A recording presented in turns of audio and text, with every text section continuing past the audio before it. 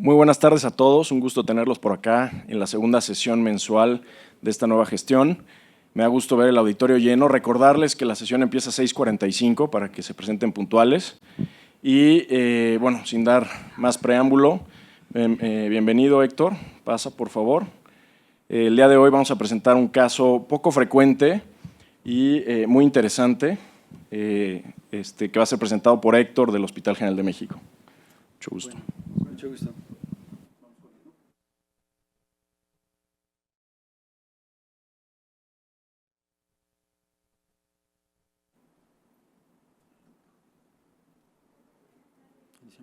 Perfecto. Buenas tardes, mi nombre es Héctor Afid Hurtado Rangel, residente de tercer año del Hospital General de México.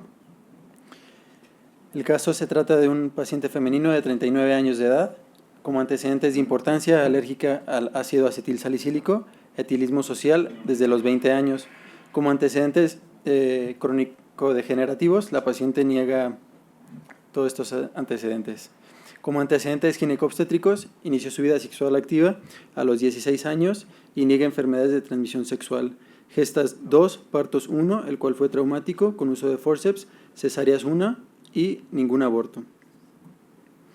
Como antecedentes quirúrgicos, en el 2008 se realizó una cesárea por sufrimiento fetal sin complicaciones y el 1 de noviembre del 2024 se realizó una esfinterotomía lateral interna más una resección de colgajo anterior por fístula anal sin complicaciones, encontrando una fisura anal crónica anterior. Ella acude a consulta de primera vez en 2024, refiriendo iniciar su padecimiento hace 6 años con dolor suprapúbico, posmiccional, tipo cólico, intensidad de EVA 8 de 10, acompañado de esfuerzo miccional, sensación de vaciado vesical incompleto, con episodios de incontinencia de urgencia, estreñimiento y dispareunia. A la exploración física encontramos una paciente con un peso de 78 kilos, talla 1,73, con un índice de masa corporal de 26.08, con unos signos vitales, una tensión arterial de 110/70, frecuencia cardíaca de 96, respiratoria de 19, temperatura 36.3. A la exploración cardiopulmonar sin alteraciones, el abdomen blando, peristalsis normal, no dolorosa a la palpación, sus extremidades con adecuada coloración, sin alteraciones. Hola, buenas noches a todos. A ver, cuando se apunten nada más les recordamos, aparte de su letra legible, pongan de qué hospital son, ¿vale? A ver, está por aquí Luis Flores Guadarrama, del 20 de noviembre. Sí. Luis, ¿nos ayudas a hacer un resumen del caso? Doctora. Por favor. Es una femenina de 39 años que como antecedentes es alérgica al ácido acetil salicílico, tiene etilismo desde los 20 años, los crónicos son negados, nega enfermedades de transmisión sexual. Me parece que como relevante dentro de lo obstétrico tuvo un parto, tuvo 2 gestas, un parto traumático y una cesárea por sufrimiento fetal. Posteriormente esto fue operada por una fisurotomía, por una fístula anal crónica. Y ella inicia hace 6 años con un dolor suprapúbico, con datos de vaciado incompleto, estreñimiento y dispareunia. En la exploración física tiene un índice de masa de 26.08 y el abdomen es blando. Creo que dentro de las características de los antecedentes es de relevancia el parto traumático que tuvo. La cesárea podría hacerlo también, el hecho de haber tenido una cirugía pélvica, por así decirlo, como la fisurotomía o la cirugía de la fístula. Y de igual manera, dentro de las características clínicas en específico que presenta el dolor, muy en específico el dolor, valga la redundancia, específico, puntual, de que sea suprapúbico. ¿Te gustaría preguntar algo más acerca de la semiología del dolor? O sea, nada más nos comentaron que era 8 de 10 y más marcado antes de miccionar, ¿no? Posterior a la micción. ¿Algo más que les quisieras preguntar a Héctor? Creo que respecto a la clínica, por ahora no, a lo mejor más adelante. ¿Te gustaría saber o tendría alguna relevancia para esos factores de riesgo que tú estás encontrando en la paciente? O sea, ¿te importaría saber si el dolor es durante todo el tiempo o más marcado si se alivia después de que orina? Claro. ¿Algo más específico? Considerando que este es un dolor muy específico, dentro de lo que se debe buscar es justamente el gatillo, lo que lo desencadena, y determinar si en algún momento cede después de algo en específico, que en este caso sería lo mejor que cede después de miccionar. Okay. ¿Algún agravante le preguntarías? Creo que por ahora me esperaría a lo mejor otro tipo de estudios o estudios en donde podamos ir descartando que haya alguna otra cosa, infecciones urinarias, por ejemplo. Okay. ¿Pedirías un examen general de orina? Sí. Okay. Eso que hablabas de los puntos en gatillo, ¿algo más que quisieras comentar? Dentro de los dolores pélvicos crónicos que entran en un abanico muy grande, identificar dolores que tienen un gatillo en específico, en el caso a lo mejor femenino, encontrar un dolor suprapúbico, en el caso del hombre, encontrar un dolor posteyaculatorio, creo que pueden ser puntos muy importantes para buscar dentro de todo ese abanico, valga la redundancia, si nos podemos ir hacia algo en específico. Okay. Gracias, Luis. De nada. Ricardo Contreras, ¿de qué hospital eres? Ok. Algo que quisieras agregar de lo que ya comentó Luis, ¿tú le preguntarías algo más a Héctor o acerca de lo que él comentaba de los puntos en gatillo? ¿Tú, además de un examen de orina, buscarías algo más a la exploración física o quizás pedirías algún otro estudio paraclínico ahorita? Yo creo que me iría intentando buscar algún síntoma relacionado a infección, un examen general de orina con urocultivo y tal vez pensando en algún componente de dolor, un ultrasonido vesical para medir el vaciamiento que tengo. Gracias. ¿Alguien más que quiera agregar algo acerca, no sé, alguien de ustedes buscaría algo más a la exploración física? Si gustas. Librado.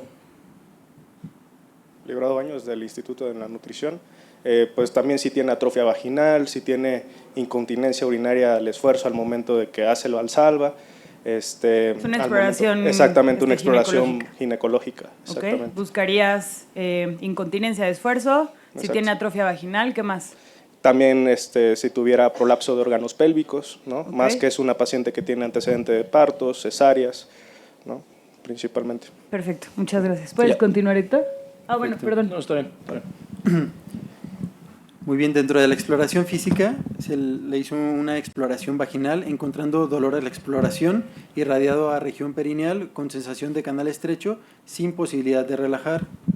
Se exploraron puntos gatillo, explorando los músculos del piso pélvico. Se exploró el músculo pubococcígeo derecho, identificando un dolor con una intensidad EVA 9 de 10, el obturador interno derecho con una intensidad 10 de 10, el iliococcígeo derecho con una intensidad 8 de 10, el isquiococcígeo derecho con una intensidad 8 de 10 y del lado izquierdo se identificó dolor en el músculo pubococcígeo izquierdo con una intensidad 10 de 10, en el obturador interno izquierdo 9 de 10, en el iliococcígeo 7 de 10 y en el isquiococcígeo izquierdo 7 de 10.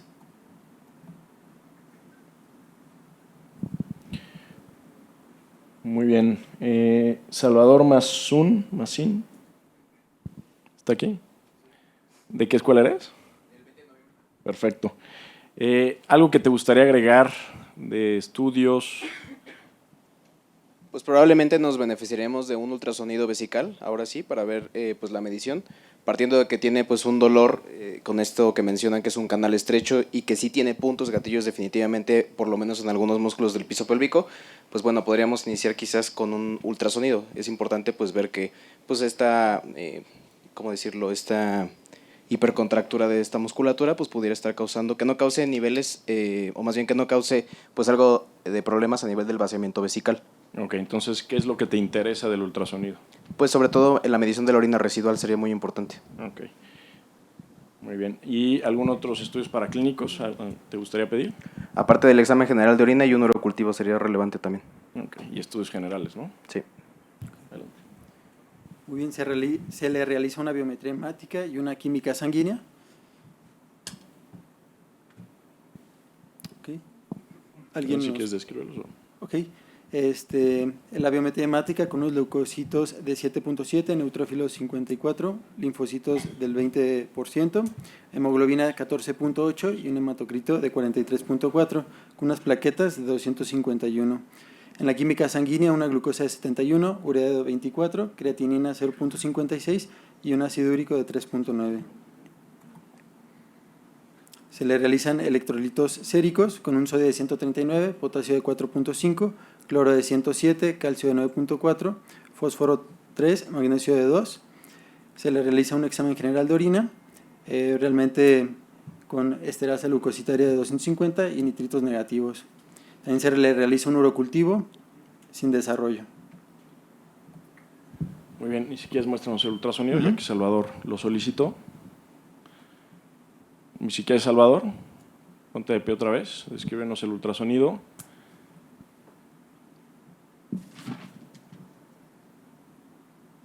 Pues bueno, tenemos un volumen prevaciamiento de 717 mililitros, vemos una capacidad premiccional aumentada, definitivamente está por encima de 500. ¿Cómo sueles calcular el volumen? ¿Cuál es la constante? Al hacer el ultrasonido, No sé, doctor. ¿no? ¿Alguien sabe cuál es la constante para hacer la multiplicación y sacar el volumen? 0.523, ¿no? Ok. Entonces, si quieres, ok. De igual forma, pues un volumen postmiccional aumentado, eso corresponde alrededor del 60 y tantos % más o menos. ¿Y con este volumen postmiccional te interesa saber algo? O sea, ¿te interesaría complementar el ultrasonido con algo más? Teniendo casi 500 de volumen. Un ultrasonido renal, probablemente. Ok. ¿Buscando qué? Pues que no tenga pues afección a nivel de reflujo vesicoureteral y afección renal. Muy bien. ¿Y cómo ves estos riñones? Pues por lo menos no logro verles que tengan dilatación pielocalicial importante, entonces pues pudiéramos estar pensando en que por lo menos es un padecimiento, si no crónico, pues que está iniciando, ¿no? Que aún no impacta a nivel de la función renal. Exacto. ¿Y cuánto tenía la creatinina? ¿Cuánto estaba la creatinina? 0.50 y tantos. Muy bien.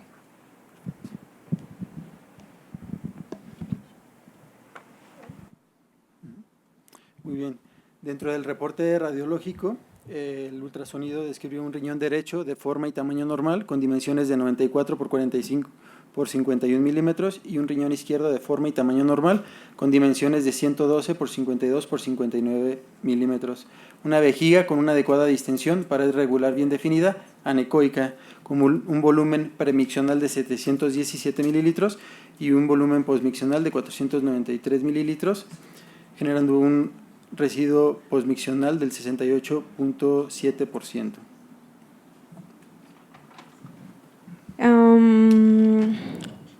Ramsés Arturo.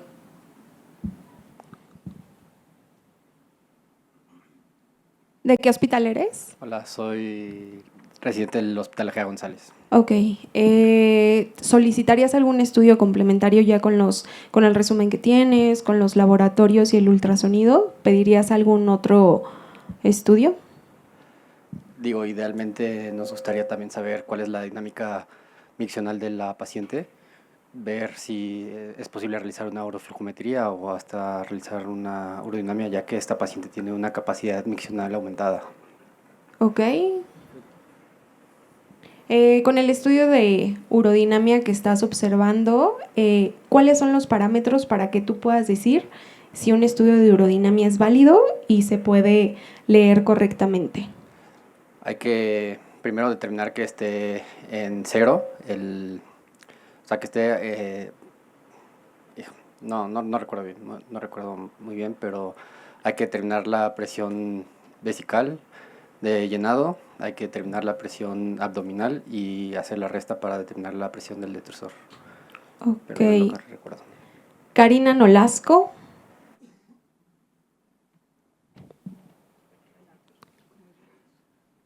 ¿De qué año eres? De primer año. No. Oh, bueno, ¿sabes los parámetros? Ok. Paola Morales.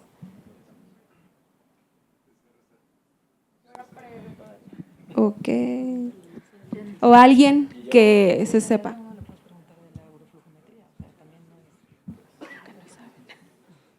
Alguien que quiera participar respecto a los parámetros que evalúas para saber si un estudio urodinámico es válido y se puede leer. Ok, pues primeramente que tenga por lo menos, o antes del estudio, que la paciente pues vacíe la vejiga. Entonces que tenga una vejiga vacía. Si no puede vaciar, pues se tiene que colocar una sonda para que esté completamente vacía. Pues la paciente tiene que estar tranquila, que no haya mucho artefacto que tiene que estar en la posición correcta, los electrodos y todo el equipo pues tiene que estar funcionando y pues se tiene que iniciar con una presión atmosférica de 0, se tiene que pues programar el equipo para eso. Ajá, ¿qué más? ¿Qué más? Sí, ¿quieres le pasas el...? Héctor Orozco, nutrición. Primero la calibración justamente, pero la posición puede ser el paciente sentado o de pie, o sea, dependiendo si es masculino o femenino, y la calibración tiene que ser a la altura a la cual se está haciendo la micción. Una vez llevada a cabo la calibración, tenemos los puntos de los signos de vida que podemos pedirle, que ya sea que pidamos al paciente que tosa, para ver que haya una buena transmisibilidad de la señal, tanto de la vesical al abdominal. En caso de no tener una buena transmisibilidad, pues se tiene que hacer la recalibración o reajuste de las ondas, y posteriormente hay que ver los signos de vida durante la realización del estudio. Y esto es básicamente que si le estamos hablando con el paciente, pues que haya cierta variabilidad y que esta sea una transmisibilidad de, si mal no recuerdo, el 80% de la señal de tanto la abdominal a la vesical. Y pues con eso podemos decir que este estudio se está realizando de forma correcta. Si esta transmisibilidad se pierde, entonces no podemos valorar porque no sabemos si realmente estamos midiendo vesical contra abdominal de manera correcta. Ok, y con eso que tú me comentas, ¿crees que este estudio que estamos observando es válido? ¿Se puede leer? ¿O qué me puedes decir al respecto del estudio?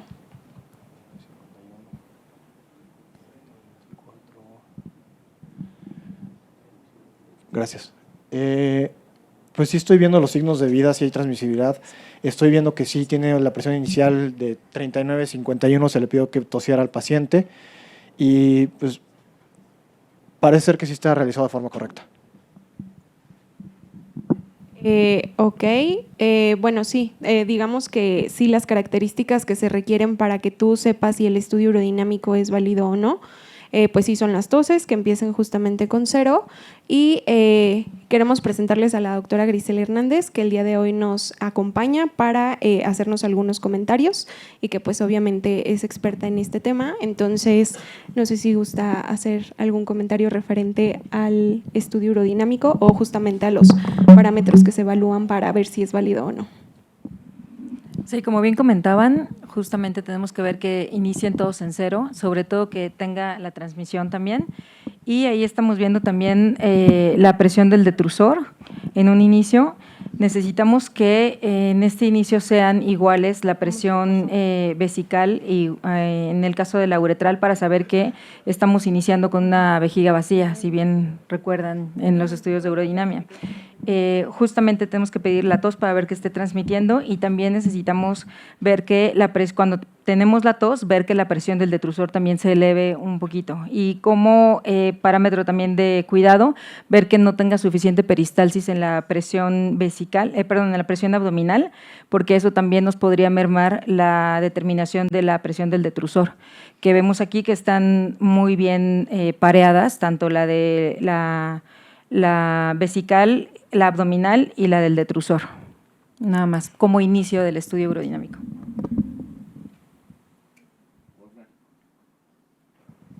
¿Qué tal? Buenas tardes de nutrición, igual Wolfgang González.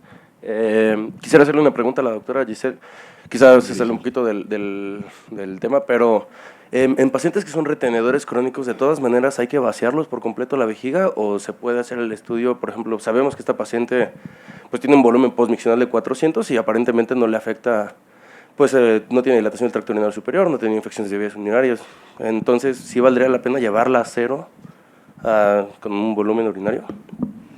Sí, normalmente sí lo hacemos porque necesitamos tener el control también de cuánto le estamos llenando cuando estamos haciendo la cistometría de llenado y porque tampoco debemos de llevarla a una máxima distensibilidad de la vejiga de más de 500, 600 mililitros por puntos de control del detrusor. Sabemos que si le llenamos más de eso también podemos llevar a lastimar fibras tanto nerviosas como del detrusor, entonces no debemos de llenarlo más de esto. Además de que nosotros sabemos que cuando estemos llenando también va a ir llenando con una filtración glomerular adecuada, entonces más lo que nosotros estemos llenando también el riñón va a ir aportando lo de su tasa de filtración y con esto tenemos ahí un menor gap entre lo que nosotros estamos llenando con lo que aporta el riñón y podemos tener una mejor determinación de cuánto tenemos en la cistometría. Y eso es muy importante para las sensaciones vesicales para empezar por ahí, más lo del volumen de vaciamiento que vamos a tener después. Entonces, sí, resumen, es muy importante tenerla vacía. Gracias. Viviano Romero. Viviana. Hospital Adolfo López Mateo de Toluca. Hola, Soy Viviana. ¿Qué nos puedes decir referente a la fase de almacenamiento en este estudio urodinámico? ¿Lo pueden volver a poner la imagen, por favor? Pues me parece que durante la fase de almacenamiento no vemos una contracción que pueda existir del detrusor. Me parece que me puede apoyar con la presión del esfínter. Si se fijan, bueno, en el estudio, en la imagen que les pusieron, acuérdense que siempre se tienen que ver cómo están acomodadas las presiones. Si ustedes observan, en la línea superior es la presión vesical, luego continúa la presión abdominal, detrusor, el flujo, y en la parte inferior es si se realizó o no electromiografía. Creo que eso es lo primerito también en que tienen que ubicarse ustedes para que sepan si realmente está transmitiendo o no las presiones. Y es importante que ustedes evalúen justamente lo que mencionabas, que son las contracciones del detrusor.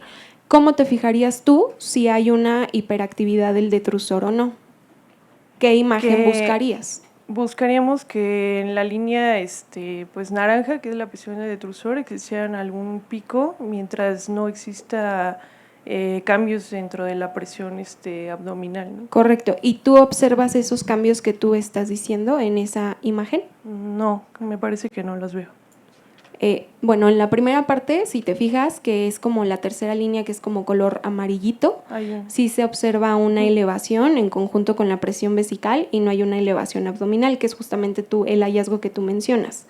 Okay. Entonces, si vemos, pues sí hay una alteración en cuanto a la contractilidad, es decir, una hiperactividad del detrusor, ¿vale? Ok. ¿Y quieres hacer algún comentario referente a la fase de vaciamiento? Pues me parece que… ¿Sabes cuáles son los valores normales en el Qmax en una mujer? No sabría. Podría suponer que serían aproximadamente 15, pero no sé si podría llegar a ser menos que… Ok. ¿Alguien que de 15 a 18 me parece que… ¿Alguien que sepa los valores normales en cuanto al Qmax en una mujer?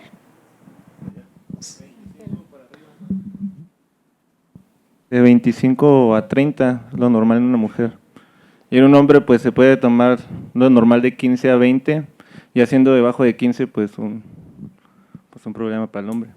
¿Y qué piensas referente a esta fase de vaciamiento en este estudio urodinámico? Ay, es que no alcanzo a ver, sinceramente no alcanzo a ver. Okay.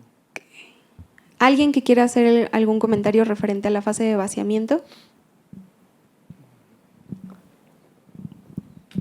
Alejandra, el general.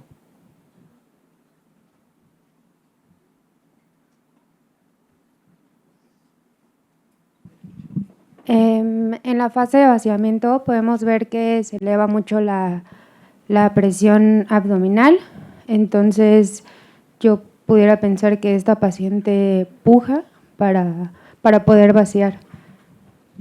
¿Algo más? Ajá. Guillermo Martínez. Gracias, nutrición. Lo único que me llama la atención en el estudio es que no tenemos en los parámetros el volumen infundido. O sea, es algo yo creo que importante porque no sabemos cuánto volumen le hemos pasado al paciente. Lo que tenemos abajo es el volumen vaciado, o sea, cuando el paciente en la uroflujometría, que es lo que vemos en la celeste, que es donde vemos la curva del uroflujómetro, y en la parte de abajo sabemos que orinó 325. Entonces, realmente no sabemos cuánto se le pasó de volumen. ¿Y cuál es el volumen que es válido para que tú consideres que es adecuado ciertos cálculos en la flujometría? Sería de 150 mínimo, para poder nosotros como tener un valor. Ahora, importante, la parte de arriba, que es el rojo, es la presión vesical. Entonces vemos que cuando se da el comando de micción, presenta como 3 contracciones de la vejiga, pero sin observar flujo, que son los dos picos que vemos antes, y luego posteriormente presenta flujo con un Qmax en su PDET max en 44 y un Qmax de 5. Entonces podemos hacer, ya sea con un normograma, Blybus, para saber si está obstruido o no. Aquí el tema es que no bueno, de la uroflujometría no recuerdo si la pusieron previa, pero necesitaríamos un Qmax libre para poder nosotros utilizar ese nomograma. También existe el Solomon, que es PDET Qmax menos 2.2, el Qmax. En este caso nos da 33, lo cual pues sí nos demuestra que la paciente tiene una obstrucción de tracto de salida. Aquí mencionaste justamente el índice. El índice que se utiliza para el de resistencia o contracción, ¿es válido en mujeres? Sí, si utilizas el BOI-F para femenino, que es PDET Qmax menos 2.2 el Qmax. Ok, y este flujo que tienes de un Qmax de 5 y esa presión del detrusor al Qmax de 44, ¿de qué te podría estar hablando en esta paciente? Nos está hablando de que hay una contracción fuerte de la vejiga y con un flujo bajo, o sea, sugerente de obstrucción de tracto de salida. Correcto. O sea, a simple vista, si uno lo quiere ver así. Exacto, muy bien.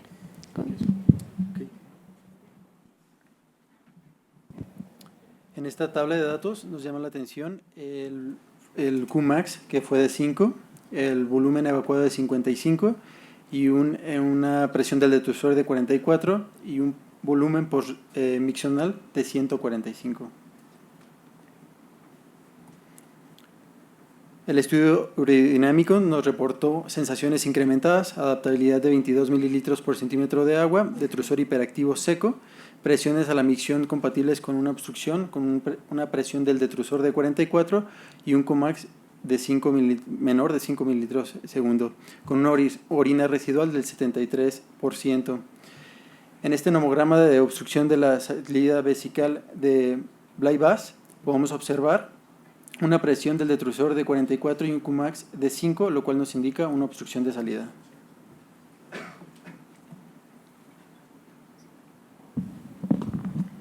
A ver, aquí que nos apoye Juan Carlos Vázquez. Ya te había... No. ¿Eres del GEA González? Ok. Hasta aquí, ¿tienes alguna impresión diagnóstica? ¿Diagnósticos entre los que estés diferenciales? Con el antecedente que tienes, me gustaría descartar que la paciente no tuviera una estenosis de uretra. ¿Tuvieron alguna dificultad para el paso de la sonda cuando realizaron el estudio? ¿O el resultado de la perfilometría uretral? No se tuvo ninguna resistencia, únicamente presentó bastante dolor. Ok. Pues bueno, eso sería lo que me gustaría descartar, estenosis de uretra ante una obstrucción del tracto, infravesical, me gustaría descartar eso. Ok. Javier Cañizares, del Español. ¿Tú diagnósticos diferenciales que tengas hasta ahorita con la información que nos han brindado? Creo que sí pensaría también en algo, como comentaba el doctor del GEA, en alguna obstrucción de salida, pero realmente ahorita, ¿Causas? Perdón, llegué tarde al caso, perdón, pero sí escuché algo de que tenía varios antecedentes quirúrgicos, no sé si por ahí sí, tenía antecedente de un parto traumático. Ajá. Y una fisurotomía por una fisura anal, tiene 39 años, mal vaciamiento vesical, dolor suprapúbico, dispareunia, estreñimiento, para que ahorita lo vayan considerando por si ya se les habían olvidado algunos de los antecedentes y del cuadro clínico de la paciente, ¿no? Y lleva 6 años de evolución, que también es importante. Sí, claro, a lo mejor por el antecedente que comenta, doctora, pues alguna lesión uretral también podría ser importante descartarla, aunque ya dijeron que la sonda pasó bien, pero pues sí es lo que yo pensaría ahorita con la urodinamia. Ok. Francisco Valencia. Valencia.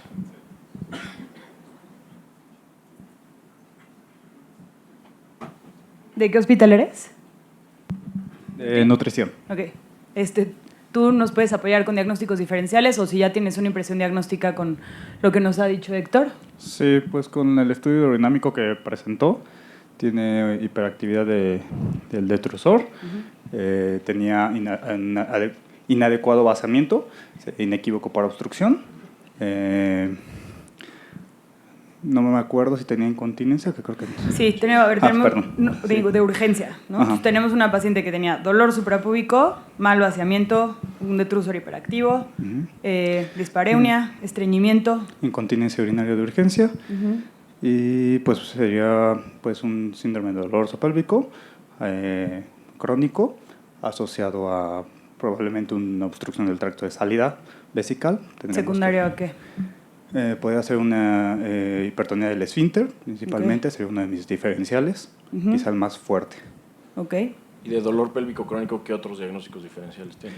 Pues podría ser una cistitis actínica, que en esta paciente no sé si la sospecharía mucho, podría ser un síndrome miofacial, podría ser una cistitis intersticial, podría ser fibromialgia en paciente joven, principalmente también la podríamos sospechar. ¿Qué tendrías como diferencia en el cuadro clínico entre una cistitis intersticial y un síndrome miofacial? Ok, en el cuadro clínico principalmente lo que buscaría de diferencia serían los STUPS y también los puntos gatillo, que en este caso sí los presentan, y pues tendríamos que hacer la parte de las pruebas clínicas, de hacer la compresión de los puntos gatillos, que específicamente por lo que comentó, sí se activaba el dolor. Entonces yo me decantaría más hacia un síndrome miofacial. Ok, gracias. ¿Alguien más? A ver, ¿Y quienes mencionaron la estenosis harían algún otro estudio?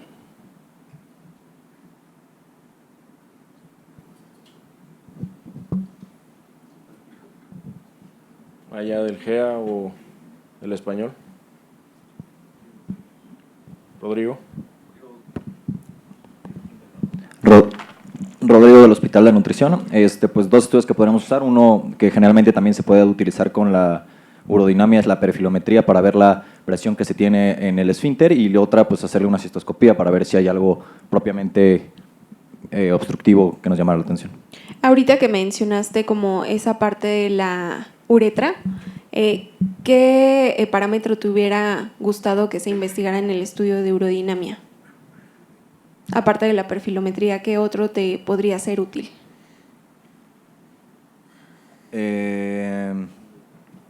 Pues podríamos incluso ver, o sea, hacerle una video. Ajá, ¿qué más? En la videourodinamia, ¿qué observarías o qué te gustaría o investigar? bueno, incluso, como habían mencionado, parte de la uroflujometría, ver si el QMAC se pudiera observar obstructivo. Ok. Que también nos podría llamar la atención. Aquí levantaron la mano.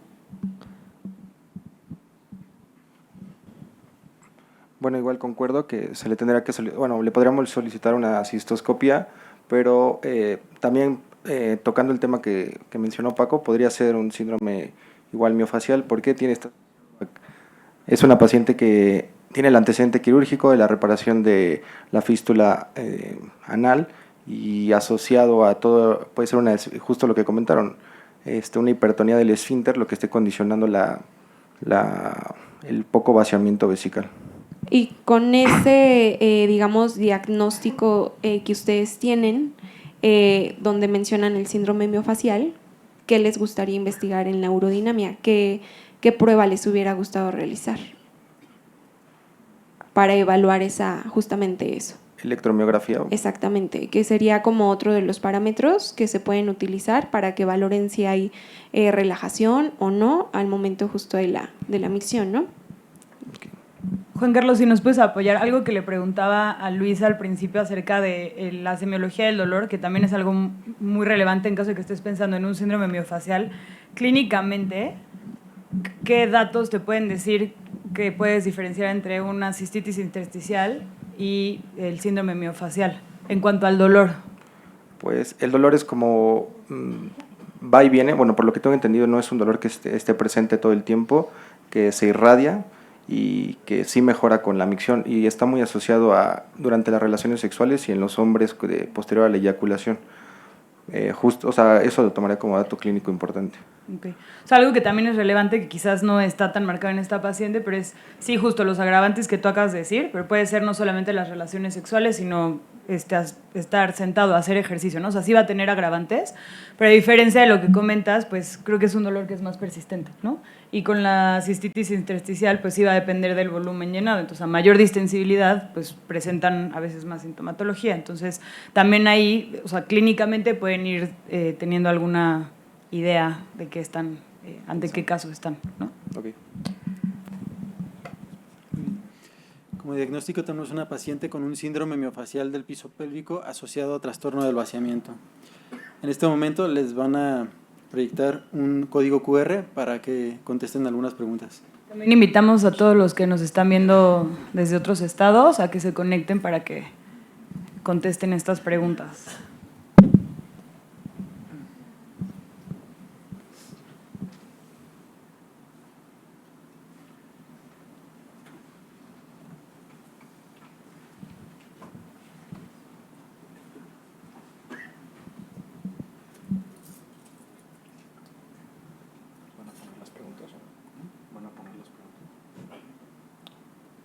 Sí.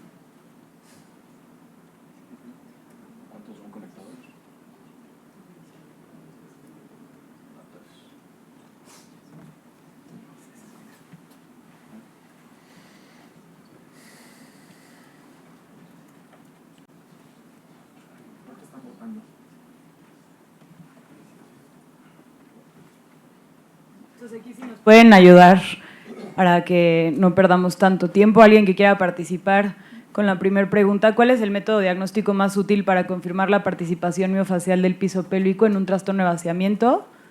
Un ultrasonido vesical, con medición del volumen residual, una uretrografía miccional, exploración física dirigida con palpación transvaginal o transrectal o una resonancia magnética pélvica. ¿Alguien que nos apoye? ¿Qué contestaron?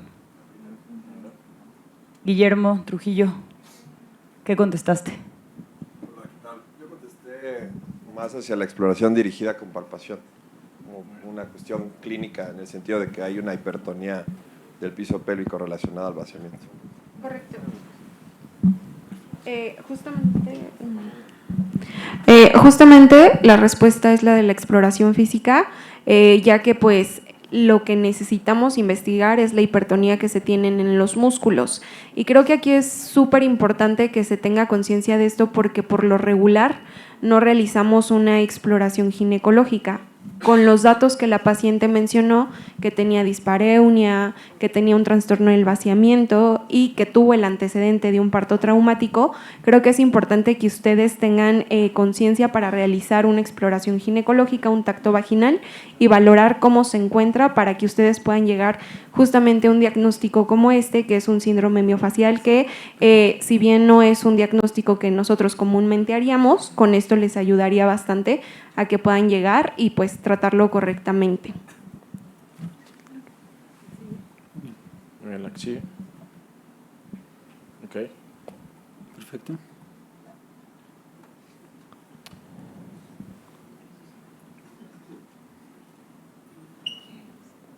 Miguel Ángel Jiménez. Ajá. ¿Nos puedes ayudar con esta pregunta, por favor? En una paciente con sospecha de síndrome miofacial del piso pélvico y síntomas de vaciamiento incompleto, ¿qué hallazgo es más sugestivo en la flujometría? A. Curva campiniforme con Qmax normal, curva plana con Qmax menos de 5, patrón en estacato o intermitente con esfuerzo abdominal, o D. Curva en meseta con tiempo miccional corto. La que nos hablaría de obstrucción sería una campaniforme, pero, no, olvídenlo, es una curva, es plana con Qmax de menos de 5 mililitros segundo. O sea, en teoría, está disminuido el flujo, entonces debería ser como un poquito campaniforme, pero con una disminución del Qmax. ¿Alguien más que quiera dar otra respuesta? ¿Ale? Sería un patrón en estacato que es intermitente sin llegar hacia el cero, sino que se mantiene en valles y picos. Ok. Y justamente ese patrón en estacato en el que mencionas que es intermitente, ¿cuál sería como el por qué se está formando esa micción intermitente? ¿Alguien sabe?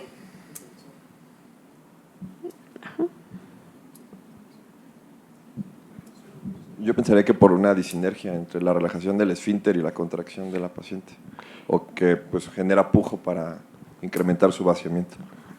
Sí, es más la segunda en este caso del síndrome miofacial, en el cual pues la falta de relajación justamente de los músculos de piso pélvico genera que tenga un aumento de la resistencia y que pues tengamos este patrón intermitente. Entonces sí, la respuesta correcta es el patrón en estacato. Muy bien, la curva plana con Qmax de menos de 5, me imagino para los que siguen pensando en estenosis, ¿no? Entonces, si quieres continuar con el caso.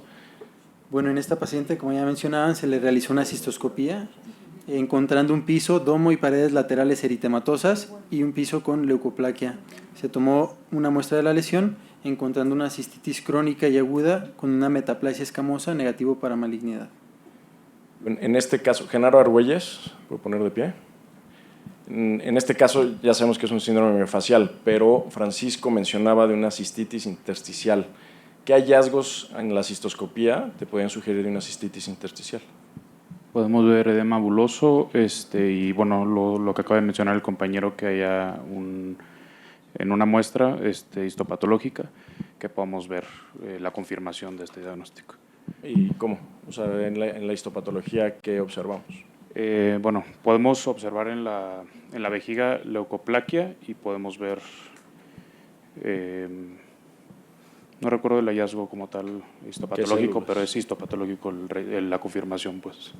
¿Y qué otros hallazgos tienes durante la cistoscopía que te pudieran hablar de una cistitis intersticial? Esto hablando de dolor pélvico crónico en general, ¿no? En este caso no es esta cuestión, pero es para evaluar qué tanto conoces el síndrome doloroso pélvico crónico y la cistitis intersticial. Pues veríamos eso, inflamación, eritema y podemos ver también en la historia clínica del paciente alguna alteración, ya sea psicológica o alteraciones. Pero hay 3 hallazgos durante la cistoscopía importantes. Francisco, tú que lo mencionaste. Pues el más característico y es como patognomónico, las lesiones de Horner, que se tienen que observar en la sobredistensión de la vejiga. Te tienes que esperar aproximadamente 2 a 3 minutos con vejiga sobredistendida y son unas máculas que se observan redondeadas. Lo ideal sería tomar biopsia de dichas lesiones y se van a encontrar infiltrados mastocitarios. Pues estas lesiones las podemos resecar o las podemos fulgurar, que pues es parte del tratamiento de la cistitis intersticial. Y también podremos encontrar hallazgos de trigonitis con edema en la zona del trígono. Ok. Pasando a la siguiente pregunta. Vamos a pasar a la siguiente pregunta. ¿Cuál es la relación fisiopatológica más aceptada entre el síndrome miofacial de piso pélvico y el desarrollo de síntomas de vaciamiento? Diego Soria, ¿cuál sería tu respuesta?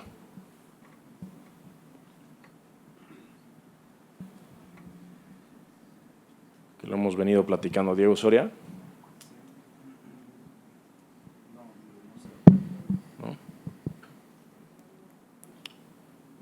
Host. Host Lagos de Nutrición. Yo creería que es la alteración del reflejo miccional por dolor y también contracción muscular.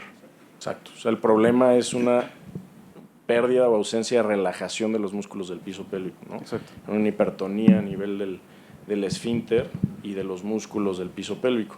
¿Te acuerdas cuáles son los músculos del piso pélvico? Sí. Pubococcigio, pubo rectal y Isquiococcigio. Sí. Muy bien. Muy bien. Sí. ¿Esta es la respuesta correcta?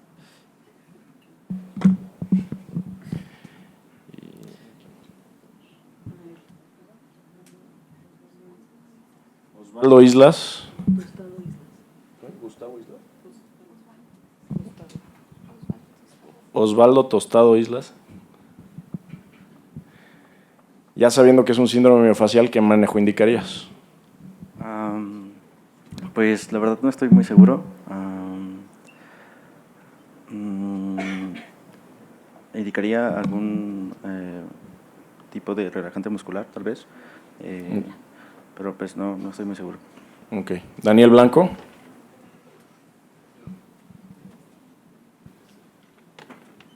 Bueno, yo creo que también algún relajante muscular y creo, o sea, no estoy tan seguro porque la verdad no es algo que veo muy común, pero creo que hay algunos tipos como de masaje para como descontracturar parte del piso pélvico y no estoy 100% seguro, pero también creo que hay como medidas higiénico-dietéticas para la paciente para la hora de la relajación del piso pélvico. Pasar el micrófono ya. ¿Puedes decir tu nombre y el hospital? Sí, soy Federico Magaña, soy R1 del Español. Bueno, lo que he visto y he leído es biorretroalimentación del piso pélvico como terapia física y que ayuda a muchos pacientes para el manejo de este padecimiento. Okay. Héctor. Primero tenemos que tratar el dolor. Entonces, a corto plazo, AINES de entrada. El problema es cuando son el dolor es la cronicidad. Entonces tenemos que tener cuidado con el manejo de AINES para no generar úlceras gástricas y todas las complicaciones que tenemos al uso crónico de estos medicamentos. El uso de pregabalina o gabapentina también está de cierta forma descrito, sin embargo no hay ningún estudio aleatorizado que realmente nos hable de esto a largo plazo. Y también podemos hablar de ya sea inhibidores de recaptación de serotonina o antidepresivos tricíclicos como para manejar el dolor crónico. A final de cuentas son síntomas que se caracterizan por dolor crónico y lo que estamos buscando es no solo la impresión del paciente ante el dolor, sino su percepción de ello. Entonces, pues al igual que otros síntomas que son de dolor crónico, pues se tiene que manejar, es un abordaje multifactorial. Muy bien, continúa Héctor. Perfecto. En este caso, en esta paciente, nos fuimos directamente a la infiltración de músculos del piso pélvico, la cual se hizo con 100 unidades de toxina botulínica. Se infiltraron 5 unidades en cada punto, en los músculos pubococcigios, músculos obturadores internos, músculos ileococcigios, músculos isquiococcigios y se infiltró la horquilla vulvar posterior. Si quieres continuar, por cuestiones de tiempo vamos a pasar al seguimiento y la revisión. Bueno, en esta paciente realizamos el seguimiento, realizando mediciones de orina residual al primer mes del postoperatorio. Nos reportaron una orina residual de 100 mililitros, identificando 5 de 10 puntos gatillo positivos. Al segundo mes, 70 mililitros de orina residual, identificando 2 de 10 puntos gatillo positivos. Al tercer mes, 35 mililitros de orina residual, y no identificamos ningún punto gatillo. Y al cuarto mes, 20 mililitros y tampoco identificamos ningún punto gatillo. Muy bien. ¿Y esta paciente recuperó actividad sexual? Sí, así es. Muy bien. Muy bien. Entonces, pasando a la revisión bibliográfica, como revisión bibliográfica encontramos que el dolor pélvico crónico afecta 2 veces más a las mujeres que a hombres. La Sociedad Internacional de Continencia la define como un dolor persistente, no cíclico, que dura más de 6 meses, que se percibe en pelvis, abdomen, periné, asociado con disfunción sexual en ausencia de una etiología orgánica. A diferencia del dolor pélvico crónico, un síndrome miofacial del piso pélvico es una condición caracterizada por la presencia de puntos gatillo dolorosos en los músculos del piso pélvico asociados a hipertonía, dolor local, disfunción miccional, intestinal o sexual. El síndrome miofacial impacta directamente en la calidad de vida, provocando en los pacientes depresión, ansiedad, deterioro del funcionamiento emocional, insomnio y fatiga. Dentro de las causas relacionadas se ha encontrado el abuso sexual, factores psicológicos, partos traumáticos, lesión de nervios o músculos en cirugía pélvica, una respuesta inflamatoria normal a infecciones y traumatismos. También se han identificado como causas subyacentes patología espinal, cualquier patología del trayecto del nervio, asociadas a neoplasias, infecciones, traumatismos, incisiones quirúrgicas y cicatrices postoperatorias. En la literatura, la lesión nerviosa más frecuentemente descrita es la neuralgia del pudendo. Este nervio se puede afectar por lesión al músculo piriforme, a ligamentos sacroespinales, sacrotuberosos y al canal de Alcock.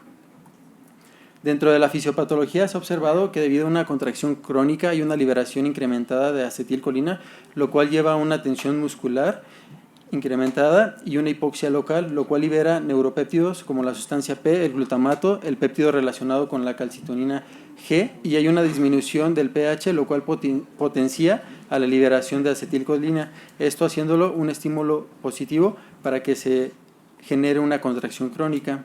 Además, a la liberación de estos neuropéptidos hay una estimulación de nociceptores periféricos, produciendo un dolor punzante, agudo y rápido. Con estas contracciones de los músculos del piso pélvico se pueden afectar los músculos periuretrales y los músculos elevadores, provocando así una disinergia de trusor esfínter. Bueno, dentro del diagnóstico es muy importante realizar una historia clínica detallada, la cual incluye antecedentes médicos, cirugías previas, desencadenantes de dolor, síntomas urológicos, síntomas gastrointestinales y síntomas ginecológicos. En este punto es muy importante una adecuada comunicación con la paciente para con esto generar un adecuado apego del tratamiento de la paciente. Además, deberemos evaluar la ubicación, frecuencia, distribución y factores psicológicos asociados al dolor. La guía europea nos recomienda preguntar específicamente a la paciente cuál cree que sea la causa de su dolor para tener la oportunidad de informar y tranquilizar a la paciente. La exploración física debe ir enfocada a evaluar la capacidad de contracción y relajación de los músculos del piso pélvico. Se recomienda la inspección visual y la palpación digital para evaluar la tensión y la sensibilidad de los músculos. Para realizar la exploración física deberemos tener conocimiento sobre la ubicación de los músculos del piso pélvico. En esta imagen se representan con las manecillas de la carátula del reloj los músculos del piso pélvico. A nivel de las 11 y de la 1 podemos ubicar el músculo pubococcígeo, a nivel de las 9 y de las 3 los obturadores internos y a nivel de las 7 y de las 5 los iliococcigios. Esto introduciendo únicamente 5 centímetros el dedo explorador. Si introducimos el dedo 10 centímetros, vamos a poder localizar los músculos isquiococcigios a nivel de las 7 y de las 5. En estas imágenes podemos observar desde una vista superior las estructuras del piso pélvico, observando el músculo iliococcigio, pubococcigio y el obturador interno. En este video podemos observar el dedo explorador a nivel de las 3, palpando el obturador interno. Posteriormente, a nivel de las 5, el iliococcigio, y a nivel de la 1 el músculo pubococcigio. Muy bien. Dentro de las pruebas diagnósticas que nos ayudan a realizar el diagnóstico tenemos la uroflujometría, en la cual podemos encontrar un patrón interrumpido o destacato y un volumen residual postmiccional elevado. En la urodinamia podemos encontrar una presión del detrusor durante la micción mayor de 35 centímetros de agua y un Qmax menor de 15 mililitros segundos. En la electromiografía podemos encontrar una disinergia detrusor esfínter. Pasando al manejo, de manera inicial deberemos ofrecer un manejo conservador. Este manejo es complejo y debe ser personalizado con un enfoque multidisciplinario enfocado en la educación del paciente y rehabilitación del suelo pélvico. Dentro de las herramientas tenemos el biofeedback y la terapia manual. En mujeres con dispareunia asociada deberemos aconsejar que eviten la actividad sexual con penetración hasta que los músculos del piso pélvico se rehabiliten.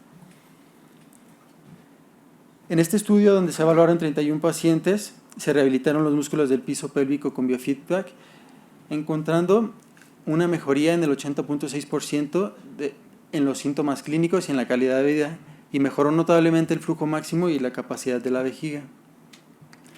Dentro del tratamiento invasivo tenemos la infiltración de los músculos del piso pélvico.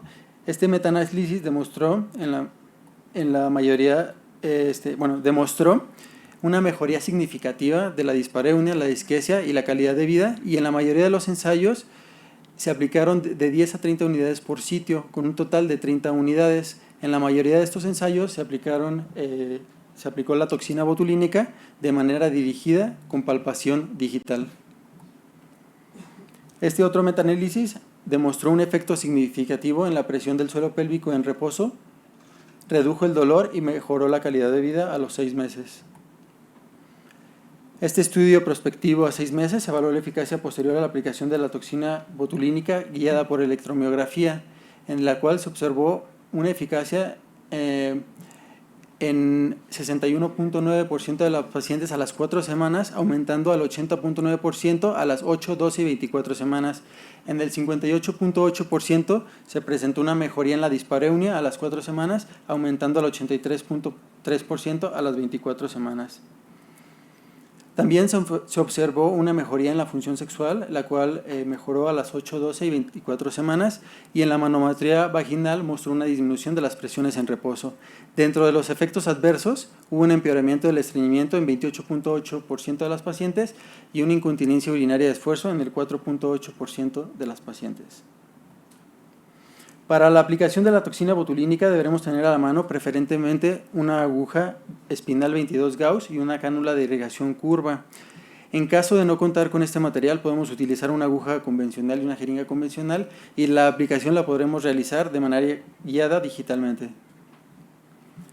En esta imagen podemos observar los sitios que deberemos infiltrar, y en la imagen de en medio podemos observar la manera correcta de infiltrar los músculos del piso pélvico con la cánula de irrigación curva, en la cual podemos dirigirnos de una manera segura en comparación con la aplicación dirigida digitalmente.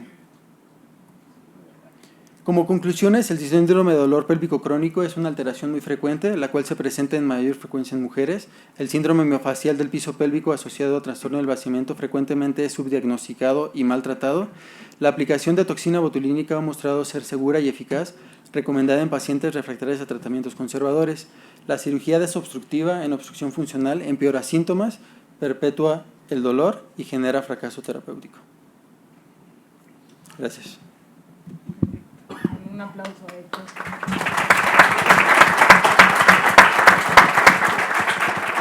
Gracias, Héctor. Y ahora, doctora Grisel, le cedemos la palabra para que nos dé sus comentarios de retroalimentación. Muchas gracias. Solamente para cerrar, recordar siempre evaluar el dolor y tratar también al mismo tiempo el dolor y la relajación muscular. Si nos quedamos atrás en cualquiera de esos dos tratamientos, entonces puede recurrir y necesitar algún otro tipo de tratamiento, como comentaban. Evaluar también, muy importante, la presión uretral con electromiografía o presión uretral durante urodinamia y uroflejometría con electromiografía.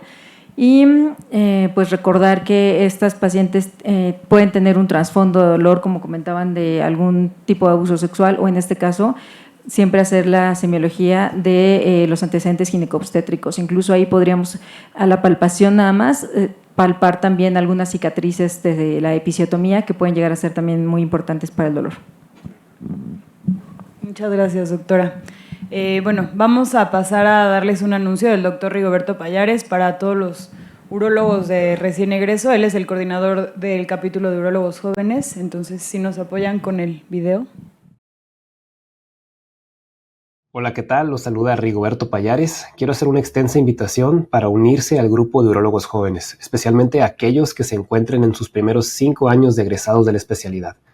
Entre los requisitos se encuentra ser socio SMU, estar certificado por el Consejo Nacional Mexicano de Urología, tener experiencia comprobable en investigación y actividad académica y además encontrarse en un centro de alto volumen, en un entorno clínico de alto volumen, ya sea la institución privada o pública o mixta. Se tendrán consideraciones especiales aquellos con experiencia o formación en endourología, andrología, trasplantes, uroginecología y urología pediátrica. Sin embargo, todos los perfiles son bienvenidos. Muchas gracias.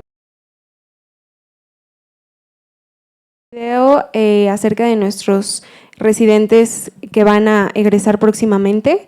Felicidades, lo lograron, ya prácticamente son urólogos y pues deseamos todo el éxito del mundo, que tengan una buena práctica profesional, que tengan una buena ética y todo en pro de los pacientes. Felicidades.